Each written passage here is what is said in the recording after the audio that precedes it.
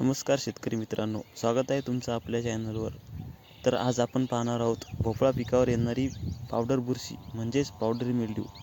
तर हा रोग कसा ओळखायचा, यामुळे किती नुकसान होतं आणि यावर योग्य उपाय काय आहे, या व्हिडिओमध्ये आज जाणून घेऊया. शेतकरी मित्रांनो, पावडर बुरशी हा एक बुरशीजन्य रोग आहे. याची सुरुवात पानांवर पांढऱ्या पावडरसारखे डाग दिसू लागतात. हळूहळू पूर्ण पान झाकलं जातं. पाने पिवळी पडतात व वाळतात. झाडांची वाढ खुंटते. फळधारणा कमी होते.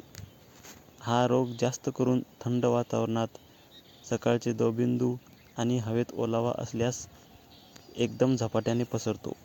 या रोगावर जर वेळेवर नियंत्रण घेतले नाही तर उत्पन्नात 30 ते 50% घट येऊ शकते. फळांचा आकार लहान राहतो, त्यामुळे बाजारभाव पण कमी मिळतो. म्हणून लवकर उपाय करणे हे फार महत्त्वाचं आहे. यावर प्रतिबंधात्मक उपाय जर करायचे झाले तर दाट लागवड टाळा.